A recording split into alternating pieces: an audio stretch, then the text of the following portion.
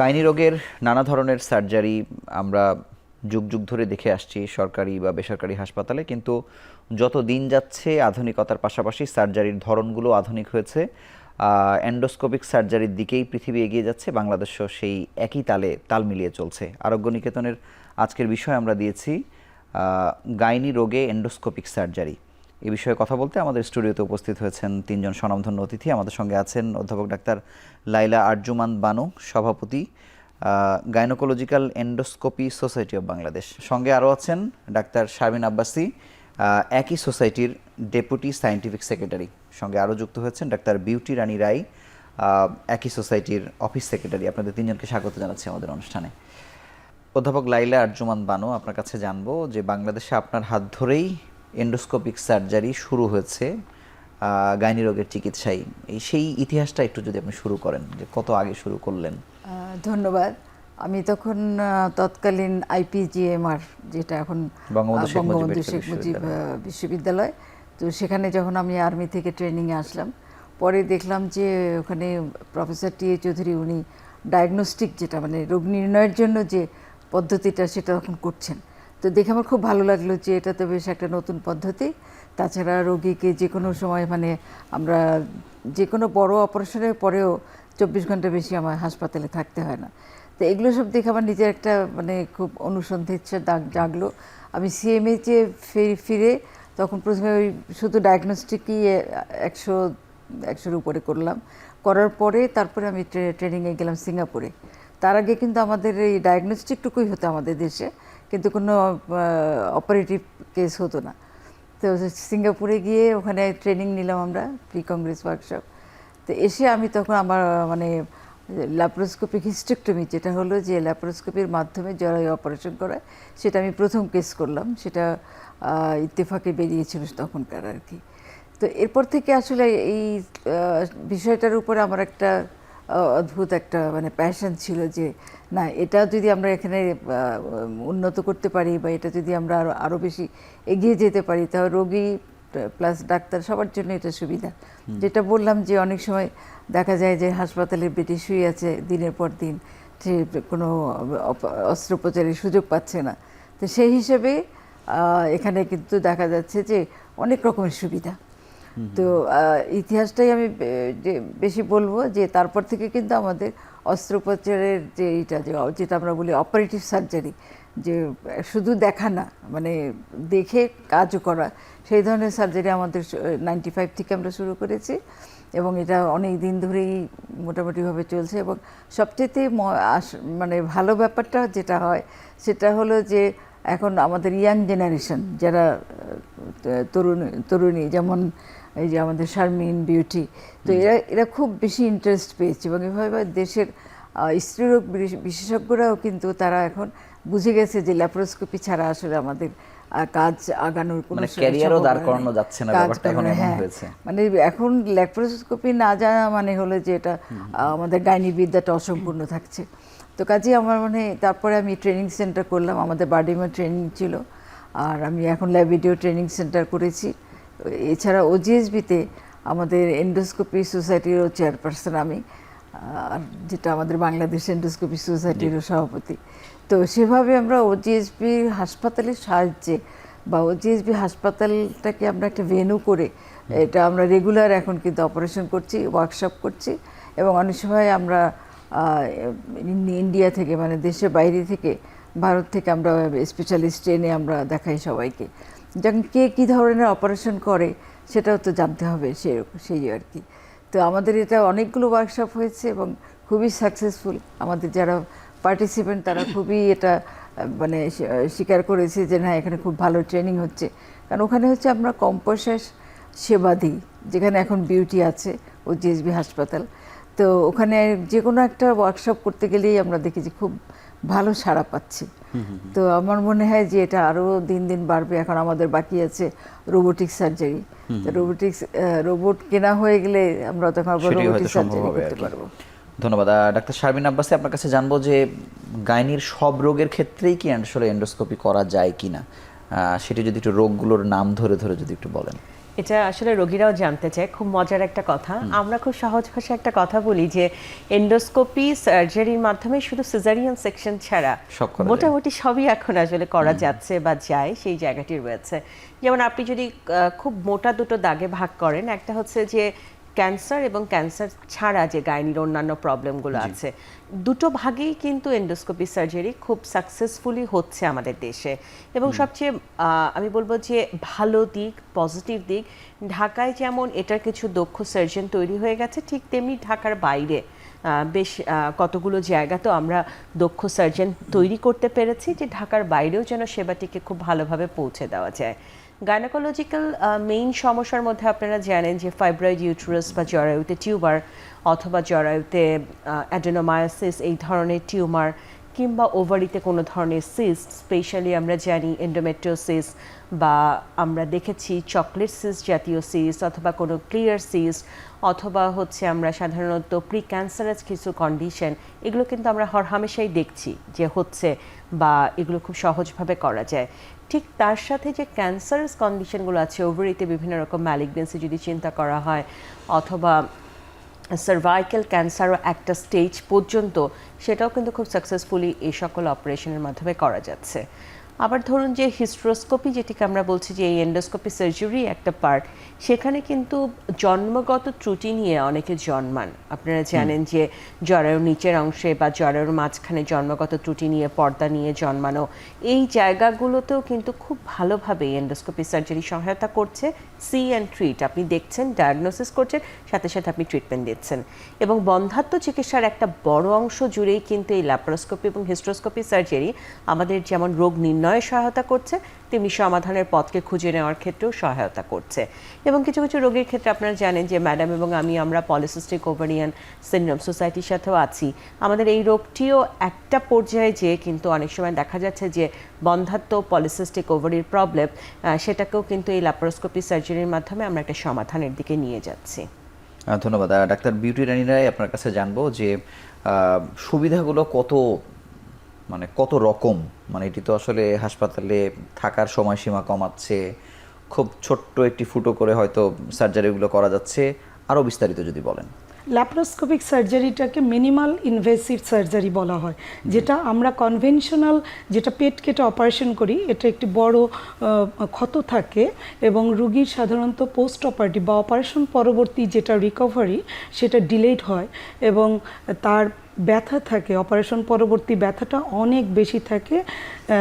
এটা হচ্ছে কনভেনশনাল সার্জারির ক্ষেত্রে। কিন্তু ল্যাপারোস্কোপিক সার্জারির ক্ষেত্রে সাধারণত রোগীর সার্জারির 24 থেকে 48 ঘন্টার মধ্যে উনি বাড়ি চলে যেতে পারেন এবং 7 দিনের মধ্যে উনি স্বাভাবিক কাজকর্মে ফিরে আসতে পারেন। আপনি জানেন যে একজন নারী কর্মব্যস্ত থাকে, তার ফ্যামিলিয়াল অনেক কাজ থাকে, চাপ থাকে, রান্নাবান্নার কাজ থাকে, অনেক অফিস করেন।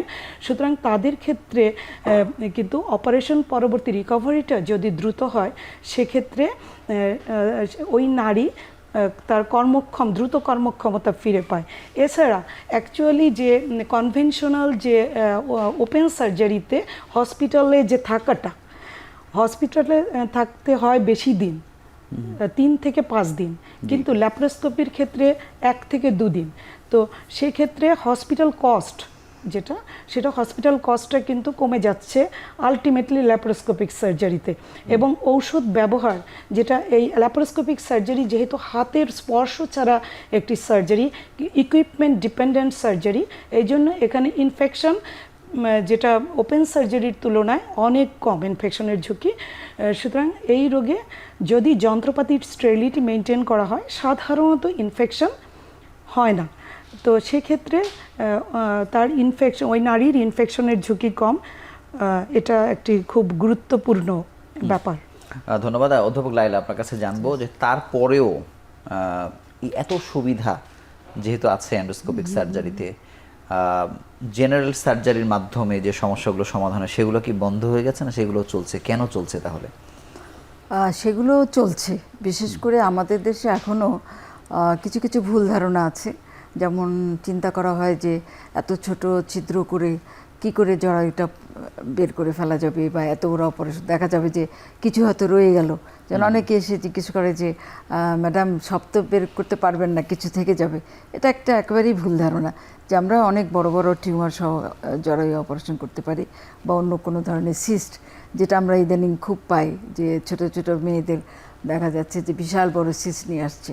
তো কাজেই এগুলো হলো একটা খুবই একটা চমৎকার এবং পেশেন্ট ফ্রেন্ডলি, মানে একটা রোগী বা বাচ্চা মেয়ে তার যদি আমরা পেট না কেটে খালি ছিদ্র দিয়ে বড় বড় টিউমার বের করে ফেলতে পারি, তাহলে এটা তার জন্য অনেক সুবিধা, কোনো দাগ থাকবে না, ভবিষ্যতে তার কোনো সমস্যা হওয়ার সম্ভাবনা অনেক কম থাকবে। তারপরে টিউমার যদি অপারেশন করি, জরায়ু টিউমার, সেগুলো তো আবারও হতে পারে।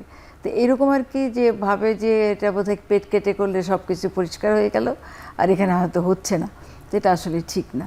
কিন্তু ডাক্তার শারমিন আব্বাসী, সেই কাউন্সেলিংটা আসলে হচ্ছে কিনা, মানে 95 সাল থেকে আজকে তো 24 সালের বাংলাদেশ, মানে এটির সীমাবদ্ধতা কি ভ্রান্তি রোগীদের ভেতরে আছে, নাকি সবাই আসলে এফিশিয়েন্টও না, বা সবাই ট্রেন্ড আপও না চিকিৎসকদের ক্ষেত্রে? এটি খুবই গুরুত্বপূর্ণ একটি জায়গা আপনি তুলে ধরেছেন, কারণ 95 সাল থেকে ম্যাডামরা শুরু করেছেন, তখন কিন্তু খুব সিলেক্টিভ কয়েকটি ইনস্টিটিউশনে এই সেবাটি হতো, বা ম্যাডামের মতো কম্পিটেন্ট সার্জন বা এত কনফিডেন্টলি কোনো রকম কমপ্লিকেশন ছাড়া সার্জারি করার মানুষ কিন্তু বলতে গেলে আমরা এই 1-2 জনের নামই জানতাম।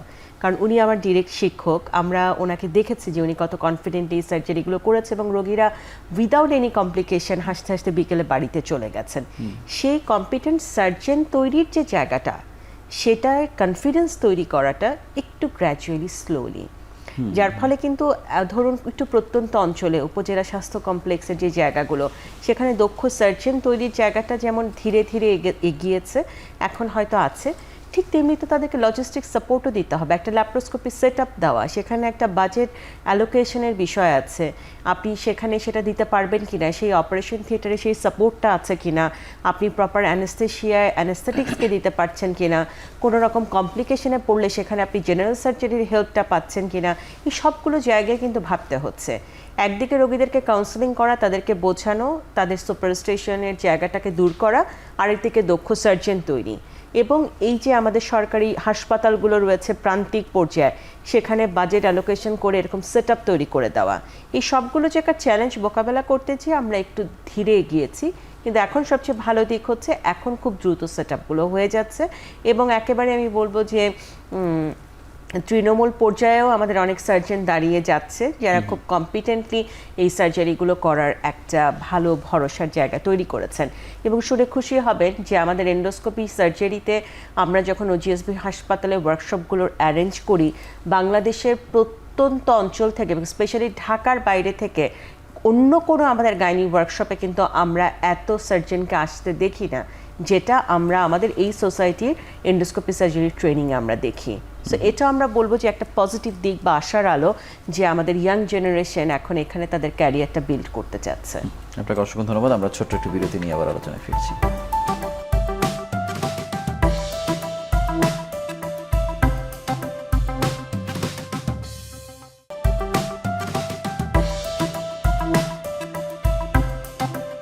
ডাক্তার বিউটি রানী, আপনার কাছে জানবো যে ওজিএসবি হাসপাতাল মানুষের ভরসার জায়গা, সেবার পরিধি অনেক বেশি বাড়ছে, কিন্তু যত রোগী আসলে আসে সেখানে তার কত অংশ এন্ডোস্কোপিক সার্জারিতে যায়, বা এখনো কনভেনশনাল মেথডে কতজন যাচ্ছে, এবং কারণগুলো কি কি?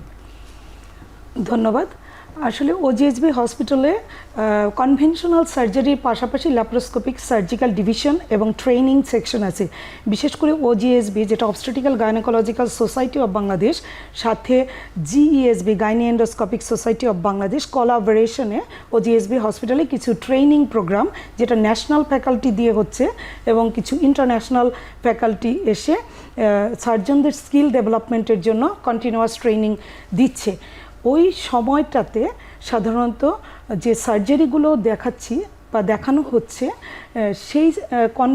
সেই সার্জারির পাশাপাশি হসপিটালের যেটা রুটিন ওয়ার্ক, সেক্ষেত্রেও কিন্তু আমাদের ল্যাপ্রোস্কোপিক একটা জায়গা দখল করে আছে কনভেনশনাল সার্জারির পাশাপাশি। তবে এখানে আমাদের যে কয়েকজন কনসালটেন্ট আছে তার মধ্যে স্কিলড সার্জন কম থাকায় হয়তো বা কনভেনশনাল সার্জারির সংখ্যা এখনও কিছুটা বেশি।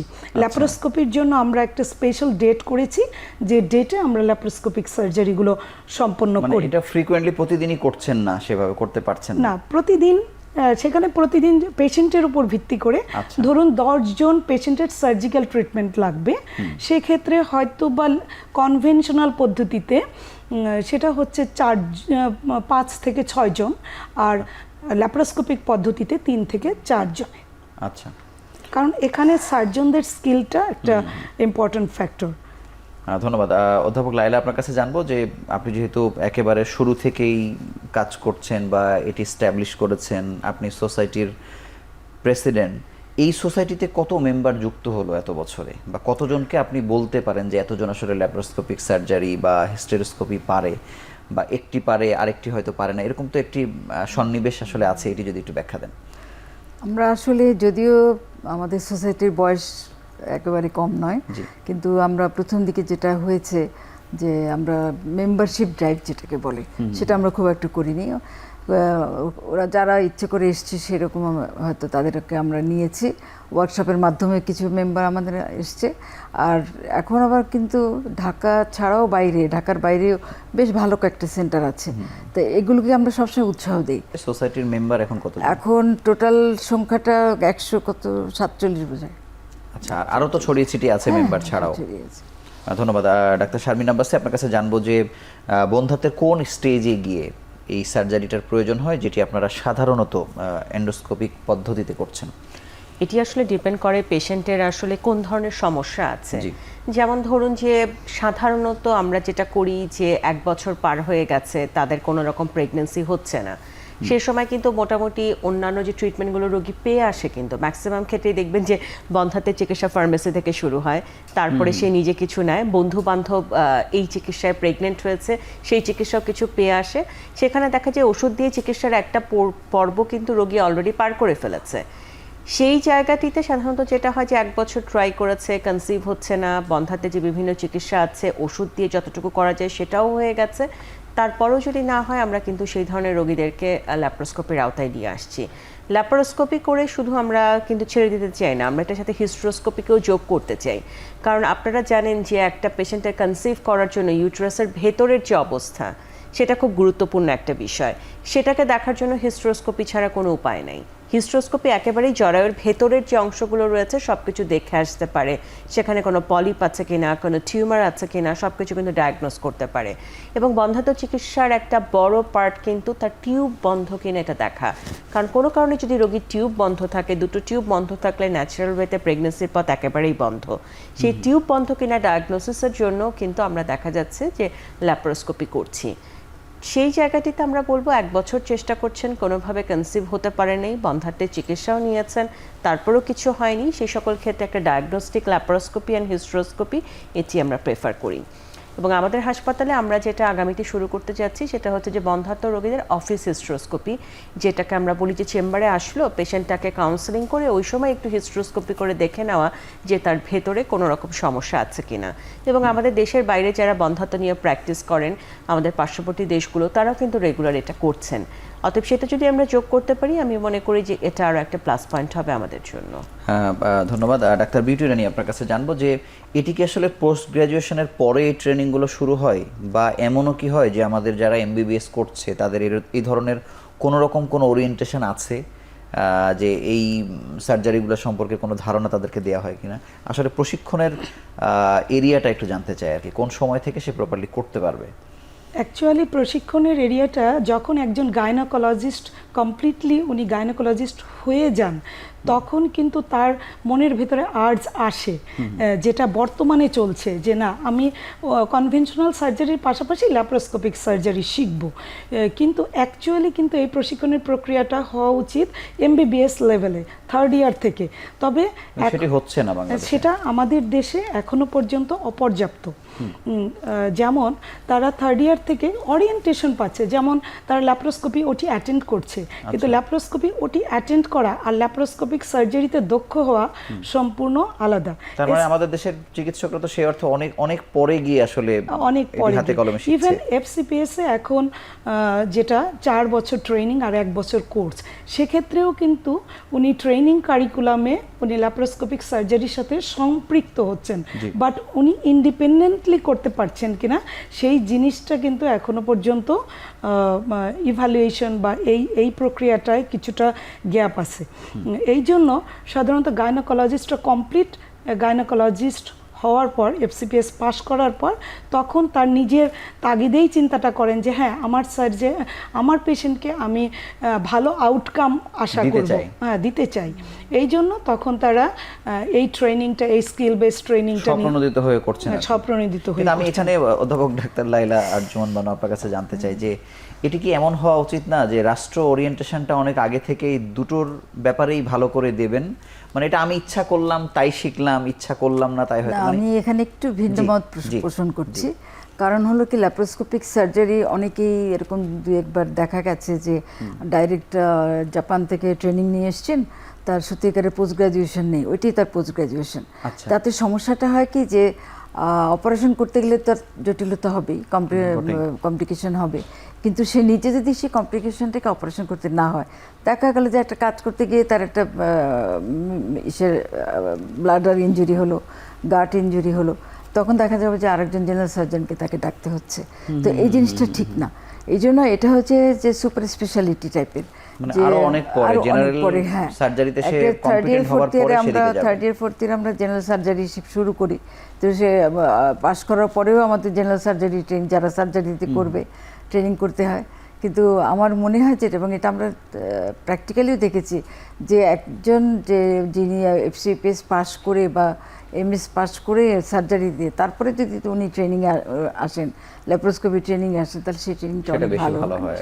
এবং কারণ হয় কি যে ওই যেটা বললাম যে আমাদের একজন প্রথিতযশা ডাক্তার, তার একটা কমপ্লিকেশন হয়েছিল সিঙ্গাপুরে, তো যেহেতু ওরকম সার্জন ছিল না বলে তাকে বাঁচানো যায়নি। তো কাজে এই ধরনের পরিস্থিতিতে আমরা আশা করছি না। আমার মনে হয় যেটা এটা স্কিলস সুপার স্পেশালিটি সেই হিসেবে থাকলে পরে ভালো হয়, যে তার সব রকম শেখা হয়ে গেল সার্জারি, তারপরে গিয়ে সে ল্যাপ্রোস্কোপি সার্জারি। বাংলাদেশের এই পরিস্থিতি যদি আপনার কাছে জানতে চাই, যে আমরা অনেক সময় সিনিয়র গাইনোকোলজিস্টদের কাছে শুনি যে ফিস্টুলা হওয়ার ক্ষেত্রে বা অন্যান্য চিকিৎসার ক্ষেত্রে এক ধরনের পরবর্তীতে যে কমপ্লিকেশন হয় সেটি হচ্ছে এন্ডোস্কোপিক সার্জারিতে কোনো একটা ইনজুরির ফল, বা এরকম আমরা কিন্তু শুনে থাকি। এটি কেমন হয়, এই রেশিওটা কেমন? ওটা ডিপেন্ড করে স্কিলনেসের উপরে সার্জারি, কারণ অনেকেই হরহামেশাও হয় এমন গল্প শুনি, আমি জানি না হরহামেশা হয় মানে ওইটি যাদের ট্রেনিংটা খুব ভালো হয়নি। মানে আমরা তো বলি কি যে একটা বেসিক ট্রেনিং নিতে হবে প্রথমে, তো বেসিক ট্রেনিং নেওয়ার পরে সে ওইটা নিয়ে কাজ করবে 5-10 বছর বা 5 বছর 10 বছর হয়তো একটু বেশি হয়ে যায়, তো তারপরে সে মানে ভালো করে জটিল কেসগুলো করবে। কিন্তু অনেকেই আছে যে ভাবে যে না আমি তো শিখে গেছি, সে সব রকম অপারেশনই করতে শুরু করে, যার জন্য হয় কি যে অনেক সময় অ্যাডিশন থাকে, অ্যাডিশন ছাড়াতেই গিয়ে দেখা গেলো যে তার বাউল ইঞ্জুরি হয়ে গেল, তারপরে তার যে ইউরিটার ইঞ্জুরি যেটা আমরা সবচেয়ে অপছন্দ করি, সেটাও দেখা গেল যে অনেক সময় ওই যে কোয়াগুলেশন, আপনাকে এর আগে বলেছিলাম যে রক্ত বন্ধ হওয়ার জন্য যে প্রক্রিয়া সেটা 2 রকমের হয়, বাইপোলার, মনোপোলার। তো সেটা করার পরে দেখা গেলো ওই সময়টা বোঝা যাবে না, 7-8 দিন পরে দেখা যাবে যে সে ফিস্টুলা নিয়ে এসছে। তো এই সমস্ত মানে ফিস্টুলাগুলোর সংখ্যা কিন্তু বাড়ছে, ওটা যেটা আমরা বলি আয়াট্রোজেনিক, মানে ডাক্তারদের তৈরি করা, মানে যদি তার ট্রেনিংটা ঠিক মতো না হয় তখন কিন্তু এগুলো বাড়তে থাকে। ডাক্তার শারমিন আব্বাসী আপনার কাছে জানতে চাই, তাহলে এই আইডিয়াল ট্রেনিং এর সময়সীমাটা আসলে কেমন? কতদিন ভালোভাবে শিখলে আমরা তাকে কম্পিটেন্ট বলতে পারি, যদিও সময়সীমায় সবকিছু নয়? এখানে আসলে এটাকে অনেকগুলো ভাগ করতে হবে, কারণ ল্যাপ্রোস্কোপি সার্জারির একটা আছে বেসিক ল্যাপ্রোস্কোপি, অতএব উনি মাত্র শিখছেন, উনি যন্ত্রগুলোকে চিনছেন, তারপরে উনি কিভাবে আগাবেন সেটা সম্পর্কে ওরিয়েন্টেড হচ্ছেন। এরপরে উনি যখন অনেকদিন বেসিক পার্টটা করতে পারবেন, দেন উনি অ্যাডভান্সের ট্রেনিং নেবেন, তারপরে উনি নিজেকে কম্পিটেন্ট মনে করবেন কিনা। এবং যে প্রশ্নটি আপনি ম্যাডামকে করলেন, এটি একটি $1 মিলিয়ন প্রশ্ন, যে কোনো সার্জিক্যাল ওয়ার্কশপেও সবাই করে, কারণ এখনকার পুরো পৃথিবীতেই অবস্টেটিক ফিস্টুলা কিন্তু কমে গেছে। আমরা যেটি পাচ্ছি সেটা হচ্ছে আয়াট্রোজেনিক ফিস্টুলা, অর্থাৎ সার্জারির হয়তো কোনো একটা কমপ্লিকেশনের কারণে এই ধরনের প্রবলেম হচ্ছে, সেক্ষেত্রে ল্যাপ্রোস্কোপি সার্জারির ক্ষেত্রে কিন্তু একটা কথা ভালোভাবে বলা আছে, সেটি হচ্ছে যে সার্জারি যেমন আপনি ভালো জানবেন, তার থেকেও আপনি ভালো জানবেন হাউ টু ট্রাবল শুট। অতএব আপনি ওই মুহূর্তে কোনো আর্টারি কেটে ফেললেন, ওই মুহূর্তে ব্লাডার কেটে ফেললেন, আপনাকে কি করতে হবে এবং আপনি কিভাবে করবেন। এই ট্রাবল শুটিং করাটা যেই সার্জন সবচেয়ে ভালো জানবে, তার হাতে কিন্তু কমপ্লিকেশন সবচেয়ে কম হবে। অতএব ট্রেনিংয়ের জায়গা থেকে আমাদেরকে স্টেপ ওয়াইজ ভাগ করতে হবে। বেসিকের ক্ষেত্রে একটু শর্ট ট্রেনিং নিলেও হয়। আমরা বলি যে উনি একটা আমাদের OGSB হাসপাতাল হোক কিংবা দেশের বাইরে যেখানেই হোক, অ্যাটলিস্ট 2 উইকসের একটা ট্রেনিং নিয়ে আসুক, উনি অনেকগুলো সার্জারি অ্যাসিস্ট করুক যারা ম্যাডামদের মতো এরকম গাইনোকোলজিক্যাল সার্জারিগুলো করছে, তারপর উনি যখন নিজেকে কম্পিটেন্ট মনে করবেন দেন তিনি বেসিক দিয়ে শুরু করুন। অধ্যাপক লাইলা, আপনার কাছে এই প্রসঙ্গে একটু জানতে চাই যে যেহেতু সুবিধারও অনেক অসুবিধা আছে আর কি, তাহলে কে বলবে যে এই চিকিৎসক কম্পিটেন্ট হয়েছে কি হয়নি? এটার সনদ বলি বা এটার একটা সার্টিফিকেশন বলি, বা মানে কোনো বডি আছে কিনা, কেউ দেখছে কিনা? হ্যাঁ, অ্যাক্রিডিটেশন বডি তো থাকবে, এবং যেটা আমাদের বিএমডিসিতে একটা আছে, সেটা হলো অ্যাজ ই হোল সবার জন্য। আর শুধু ল্যাপ্রোস্কোপির জন্য যে আমরা যেটা চিন্তা করেছি যে অলরেডি সার্টিফিকেটও দিয়ে দিই আমরা যখন দেখি যে তার কিছুটা ট্রেনিং হয়েছে এবং she can do she can do some basic surgery, তখন আমরা তাদের কিন্তু সার্টিফিকেট দিই। কারণ অ্যাডভান্স সার্জারির জন্য কোর্স করে সেটা দেওয়া যাবে যখন দেখবো যে আমরা তার ট্রেনিংটা কমপ্লিট হয়েছে। তো এই ট্রেনিংটা, যেটা আপনার একটা প্রশ্ন ছিল যে কতদিন লাগবে, তা বেসিক সার্জারিতে আমরা মনে করি এবারে 2 সপ্তাহ 3 সপ্তাহ ট্রেনিং ঠিক আছে, কিন্তু যে অ্যাডভান্স ট্রেনিং মিনিমাম 6 মাস ট্রেনিং তাকে করতে হবে। আমরা যখন বাইরে গিয়ে করে দেখেছি যে আসলে অ্যাডভান্স ট্রেনিংয়ে 6 মাসে কমে এটা হয় না, কন্টিনিউ যদি 6 মাস, সেই অনুযায়ী তো সময়গুলো কমই আসলে তুলনামূলকভাবে কম, কিন্তু হয় কি তার ওই যে বেসিক, তার যে বেসিক সার্জারি ট্রেনিংটা আছে সেটা তখন হেল্প করে, এবং বেসিক ট্রেনিংয়ের পরে তার অ্যাডভান্স ট্রেনিংটা তখন সে কাজ করবে এবং আমরা তার কাছ থেকে ফিডব্যাক নেব যে কোনো প্রবলেম ফেস করছি কিনা। যদি অনেক সময় অনেকে হয়তো ফিডব্যাকটা দিতে চায় না, কিন্তু এটা আইডিয়ালি দেওয়া উচিত। কিন্তু আমাদের সোসাইটির একটা মনিটরিং আছে, এটা ম্যাডামের ইসেই, যেমন আমাদের প্রফেসর কোহিনুর বেগম, ওনাকে রাখা হচ্ছে ডিসিপ্লিনারি সেক্রেটারি, এটা আমাদের আগে ছিল না, এটা কিন্তু আমাদের সোসাইটি যখন নতুন করে রিভাইজড হয়েছে এটা যোগ হয়েছে। এখানে আমাদের সোসাইটি কিন্তু এখন ইনভলভ হচ্ছে গ্র্যাজুয়ালি, যে কোন ইনস্টিটিউশন থেকে কয়টা সার্জারি হচ্ছে মান্থলি, এটা আমাদের কাছে একটা রিপোর্ট আসবে, এবং ম্যাডাম একটা মিটিংও করেছেন, সেখানে এই বিষয়গুলো চলে এসেছে। এবং সেকেন্ড একটা কথা বারবারই ম্যাডাম, এটা আমাদের মিড লেভেল এবং যারা আপনি যেটা বারবার বলছিলেন যে বেসিক সার্জারি শুরু করেছে, তাদেরকে একটা টেক হোম মেসেজ দিতে চেয়েছেন, সেটি হচ্ছে যে this surgery should be rational, this surgery should be justified, and this surgery should be ethical. আপনি একজন ল্যাপ্রোস্কোপি সার্জারি বলে নিজেকে খুব প্রচার করতে চাচ্ছেন যে আমি মাসে 30টা অপারেশন করেছি, 30টা অপারেশনে কি ইন্ডিকেটেড ছিল কিনা। একটা 2 সেন্টিমিটার সিস্ট ওভারিয়ান, আপনি এটা ওষুধ দিয়ে চিকিৎসা করতে পারবেন।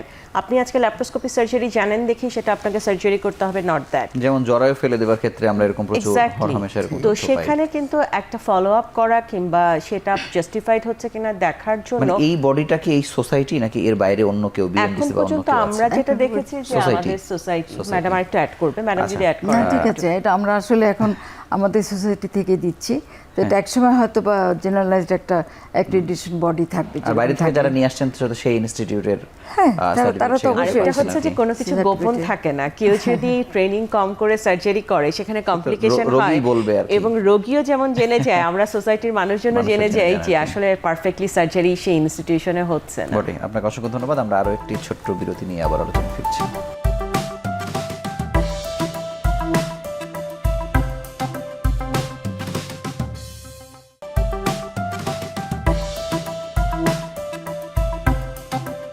ডাক্তার বিউটি রানী, আপনার কাছে জানবো যে আমরা যেমন বলছি খরচ কম, হসপিটালে স্টে যেহেতু কমে যাচ্ছে, কিন্তু আনুষঙ্গিক হিসাব নিকাশ করলে খরচটা কত কম?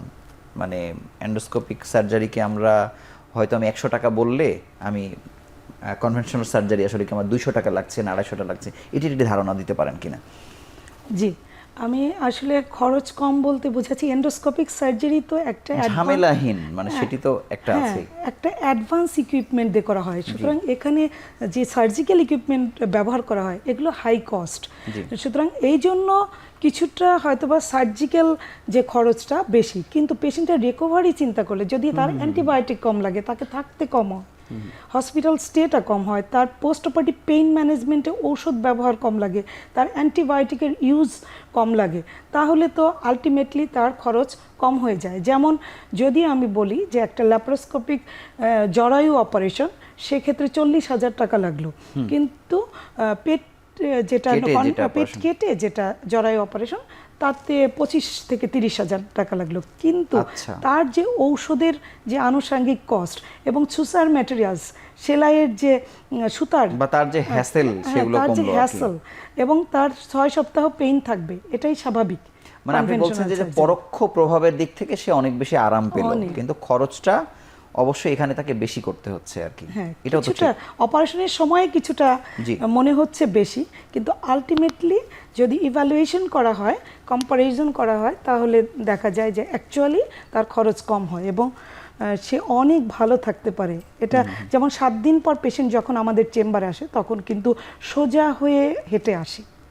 এটা একটি, এখানে আমি একটু অ্যাড করতে চাই যে আমাদের দেশে তো আমরা অত পুঙ্খানুপুঙ্খ রূপে সবকিছু হিসাব করি না, কিন্তু বিদেশে ওরা কিন্তু এটা দেখে, কারণ ওদের একটা ইন্স্যুরেন্সের ব্যাপার আছে, তারপরে অ্যাকচুয়ালি একটা পেশেন্টের আলটিমেটলি কতটা খরচ হলো সেটা দেখে, যার জন্য দেখে যে তার জবের জায়গায় সে এগিয়ে যাচ্ছে, 7 দিন পরে সে জবে জয়েন করতে পারে, বাসায় তার এক্সট্রা কোনো লোক লাগছে না। যেমন আমাদের একটা অপারেশন হলো পরে দেশ থেকে 4-5 জন লোক এসে থাকতে হয়, তার রিক্সা ভাড়া খরচ এগুলো তা কিন্তু তারা ধরে। তো কাজেই এগুলো হিসাব টিসাব করেই ওরা বলেছে যে না, এটা আলটিমেট কস্ট মানে কম। মানে প্রথম দিকে মনে হবে যেন ইনস্ট্রুমেন্ট কিনছি, অনেক দামের ইনস্ট্রুমেন্ট কিনছি, কিন্তু অপারেশন করতে আমাদের দেশের লোক তো সোজা চোখে দেখে যে আমি এই সার্জারি করলে আমার কয় টাকা লাগছে আর এটা করলে, ওই দিনের হিসাব তখন তার কাছে আসলে আসে না, সে ওই দিক থেকে চিন্তা করে। এটা তো আমাদের একটা এভিডেন্স বেসড যেটা আমরা বলি, তো এভিডেন্স বেসড খরচটা কিন্তু আলটিমেটলি দেখা যায় যে ইন দ্য লং রান এটা খরচ অনেক কম হয়ে যায়, কারণ এক ইনস্ট্রুমেন্ট দিয়ে আমরা 100টা অপারেশন করছি, তাই না? কাজেই আর তার খরচ হাসপাতালে থাকতে গেলে তো তার বেশি থাকতে গেলে বেশি খরচ লাগছে।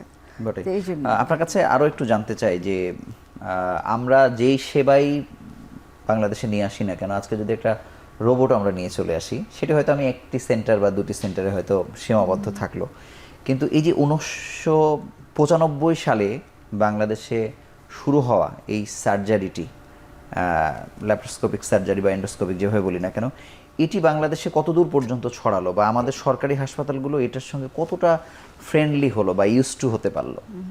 খুবই চমৎকার প্রশ্ন এবং আমার খুব পছন্দের প্রশ্ন, কারণ আমি যখন শিখে আসলাম তখন ওই 1-2টা হাসপাতালে করতাম, বারডেমে আমাদের ট্রেনিং সেন্টার ছিল, বারডেমে করতাম, কিন্তু আমার ইচ্ছা হতো যে আল্লাহ এটা যদি আমি সব জায়গায় ছড়িয়ে দিতে পারি দেশে, তাহলে এটা আসলে সবার জন্যই কাজে লাগবে। তো যার জন্য আমরা এই ট্রেনিংটাকে সব জায়গায় ছড়িয়ে দেওয়ার জন্য যা যা করা দরকার, যা প্রথমে আমরা নিজেরা ট্রেনিং সেন্টারে হয়তো 4-5 জন নিলাম, তারা শিখে গেল, তারা গিয়ে আবার তাদের স্টুডেন্টদের বা তাদের ডাক্তারদের যারা আন্ডারে কাজ করে তাদের শেখালো, কাজে এভাবেই ছড়িয়েছি। কিন্তু একটা সময় ছিল যখন খুব বেশি মানে একটা টানাপোড়েন ছিল, যে কোনো একটা কনফারেন্সে একটা ডিবেট হতো যে ল্যাপারোস্কোপি ভালো না কনভেনশনাল ভালো, এই বিতর্ক চললো অনেক দিন।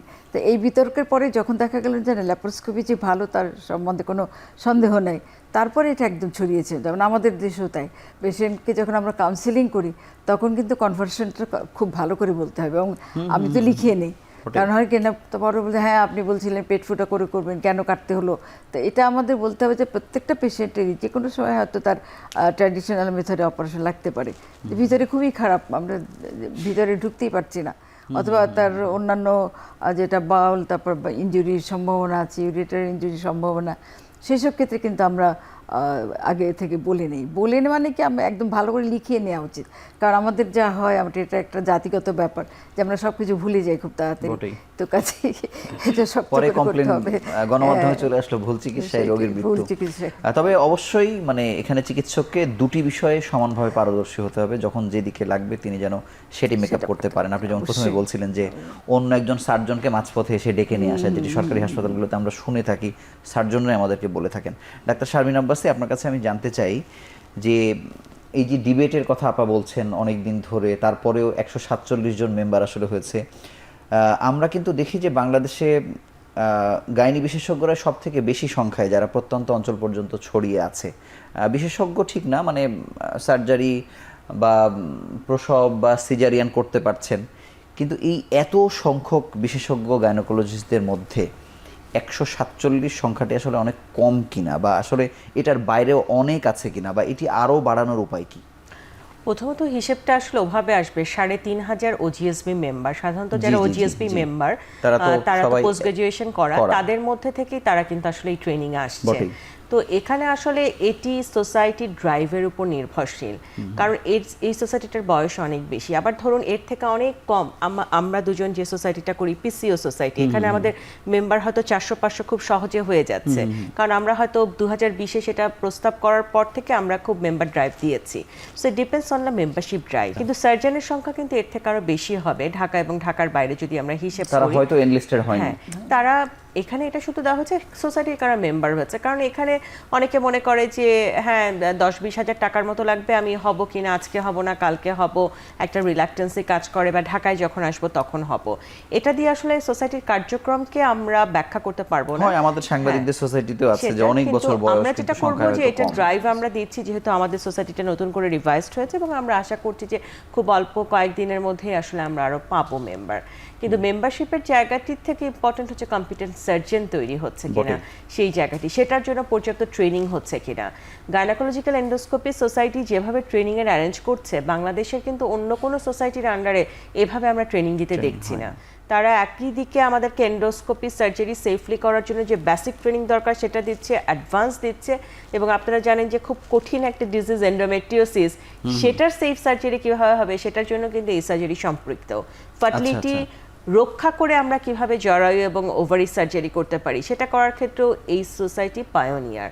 তো সেই জায়গাটিতে আমি বলবো বাংলাদেশে এখন যে পথে ট্রেনিংয়ের কার্যক্রমটি যাচ্ছে, এটি আসলে খুবই আমাদের আশা জাগায় যে আগামীতে আমরা আরও কিছু কম্পিটেন্ট সার্জন পাবো। তবে যারাই নতুন সার্জন হয়ে আসছেন একটু যেন এথিক্যালি তারা কাজ করেন, এই অনুরোধটি থাকবে আমার। আপনাকে অসংখ্য ধন্যবাদ। আমরা শেষ বিরতি নিয়ে আবার আলোচনায় ফিরছি।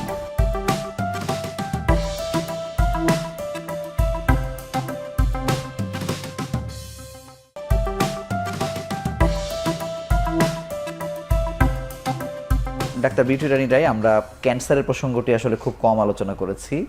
এন্ডোস্কোপিক সার্জারিতে ক্যান্সার নিরাময়ে বা উপশমে এটির ভূমিকা কত বেশি, বা এটি কতটুকু ব্যবহার করতে আমরা পারছি, বা আপনি যেখানে কাজ করছেন সেখানে আসলে ক্যান্সারের রোগীরা কেমন যায়, তাদেরকে কিভাবে সার্জারি করানো হচ্ছে? আসলে আমি যেখানে ওজিএসবি হসপিটালে কাজ করছি সেখানে অ্যাকচুয়ালি যে সেপারেট ক্যান্সার কেয়ার ইউনিট সেটা নেই, আলাদা নেই। নর্মাল গাইনোকোলজিক্যাল সেবা, কারণ ক্যান্সার রোগীর সাধারণত কেমোথেরাপি, রেডিওথেরাপি এগুলো একটা টার্সিয়ারি লেভেল কেয়ার সেটা প্রয়োজন। কিন্তু শুধু সার্জারির জন্য তো অনেকে আবার যায়। তবে শুধু সার্জারির জন্য যায়, যেগুলো সার্জারির জন্য যায় সেগুলো কিন্তু কনভেনশনাল রুটেই করা হয়। এখনো পর্যন্ত আমি পার্সোনালি ক্যান্সারের যেটা training, special training, advance training, সেটা আমি নেইনি। সুতরাং আমি যেগুলো নর্মাল কনভেনশনাল, যেমন জরায়ুর সার্জারি, জরায়ু অপারেশন, জরায়ু সংরক্ষণ করে জরায়ুর টিউমার অপসারণ, তারপর ডিম্বথলির সিস্ট অপসারণ, ডিম্বথলি সংরক্ষণ করে, এগুলো আমরা নিয়মিত করছি।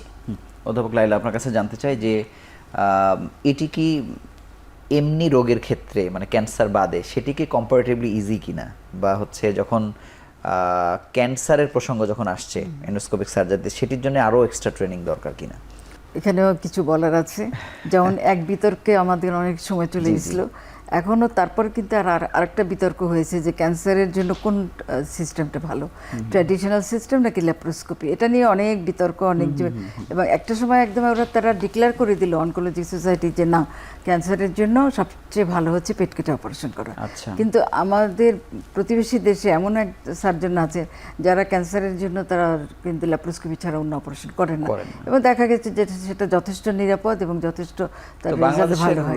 চিকিৎসকরা প্রশিক্ষণ সবথেকে বেশি ইন্ডিয়াতেই নেয়, সেক্ষেত্রে তো তাদের এটি না, জানার কথা। আমরাও কিন্তু যেটা বলছি যে ক্যান্সারের জন্য আমরা কিন্তু অপারেশন করি ল্যাপ্রোস্কোপি দিয়ে, তো কাজে সেই বিতর্ক এখন আর নেই। এখন সবাই বলে যে কিন্তু তাকে বিশেষজ্ঞ হতে হবে, বটেই। মানে ল্যাপ্রোস্কোপিক সার্জনের উপরেও আবার কিছু বিশেষজ্ঞ হতে পারে, যেমন এন্ডোমেট্রিওসিস, ডিপ সিটেড এন্ডোমেট্রিওসিস আমরা বলি, যেটা একেবারেই খুব ছড়িয়ে গেছে নিচে ভিতরের দিকে অনেকটা। তো সেখানে অপারেশন করতে গেলে কিন্তু একটু আলাদাভাবে তাকে ট্রেনিংও নিতে হয় এবং আলাদাভাবে তাকে একটু যত্ন নিয়ে করতে হয়। তো এটা আমরা মেনে নিয়েছি অলরেডি।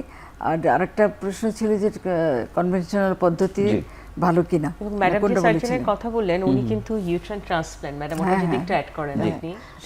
যার কথা আমরা বলেছি যে উনি আসলে সব রকম অপারেশনই করেন, সার্জারি, গাইনি সব কিছুই করেন। এবং স্পেশালি ওনার যে গাইনিকোলজিক্যাল সার্জারি, যেটা আপনার অনকোলজি মানে মানে ক্যান্সারের জন্য যেটা করেন, সেটা ছবিতে মানে দেখার মতো খুবই চমৎকার অপারেশন করেন। এবং সবচেয়ে ভালো আর একটা সংযোজনা হচ্ছে যে উনি ইউট্রাস ট্রান্সপ্লান্ট করছেন, যাদের জরায়ু কোনো কারণে কাজ করছে না কিন্তু তাদের বাচ্চা নেই, তখন সেই উনি আবার ইউট্রাস সার্জারি করেছেন, ট্রান্সপ্লান্টেশন করেছেন। আমি যতদিন গত বছর দেখে আছি যে 4টা করেছেন, তার মধ্যে 2টোই সাকসেসফুল ছিল। তা এখন তো আবার করেই যাচ্ছে। কিন্তু বাংলাদেশের সার্জিক্যাল অনকোলজিস্ট যারা আছেন তাদের মধ্যে এই যে এন্ডোস্কোপিক সার্জারি করার প্রবণতা কেমন, বা তারাও কতটা করতে চাচ্ছেন না, সহজে চাচ্ছেন না? ধীরে শুরু খুব ধীরে ধীরে। এবং একসময় তো বললাম যে তারা একবার জোর গলায় বলতে যে না এটা করা যাবে না। এটা গাইনোকোলজিস্টদের মধ্যে কেমন সংখ্যা আছে যারা পারেন ক্যান্সারের ক্ষেত্রে? হ্যাঁ, তা এখন অত বেশি নেই, আমরা হয়তো প্রতিবেশী দেশের মতো অত বেশি নেই, আমাদের মোটামুটি ভাবে জনদর্শক করেন আর কি। আচ্ছা, সেটাই। তার মানে এখন অনেক দূর আসলে, মানে আমরা অনেক সামনে আসার পরেও যে এটি যে হয়ে গেছে সবাই পারছে করছে, ব্যাপারটা আসলে এরকম না। না, এটা হলো কি যে আসলে এটা সুবিধা এত বেশি যে গাইনোকোলজিক্যাল অনকোলজি যেটা আমরা বলি যে ক্যান্সারের চিকিৎসাটাও কিন্তু অনেক ভালো, রেজাল্ট অনেক ভালো, কারণ ওখানে আমরা পেট কাটতে হচ্ছে না।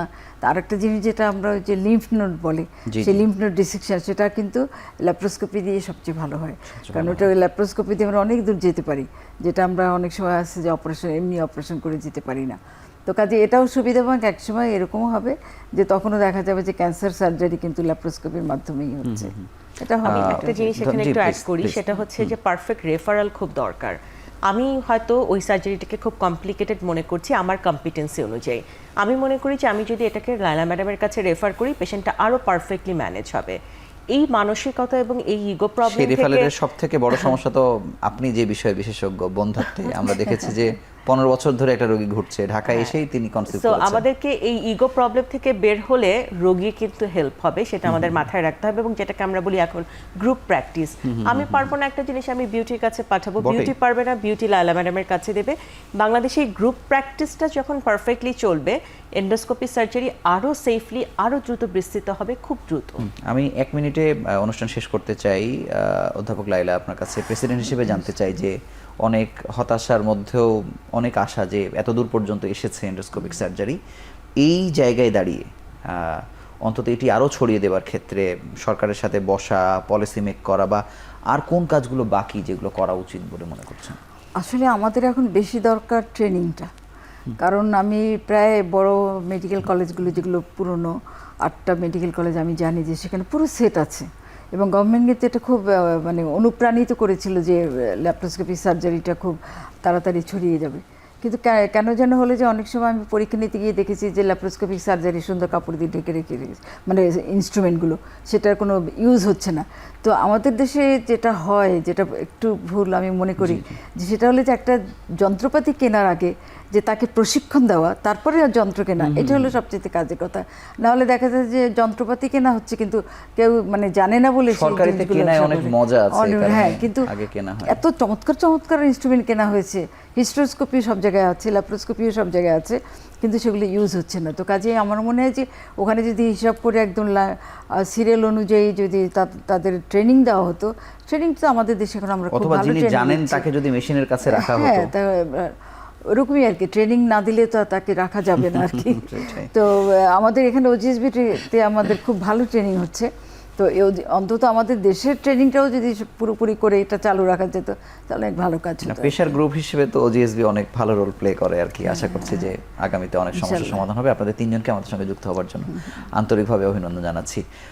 যারা আপনাকে রোগী অনেক আছেন ধন্যবাদ। চিকিৎসকরাই অনেক তর্ক বিতর্কের পর এক জায়গাতে এসেছেন যে কেন এন্ডোস্কোপিক সার্জারি ভালো, ল্যাপ্রোস্কোপিতে কেন আউটকাম অনেক বেশি ভালো।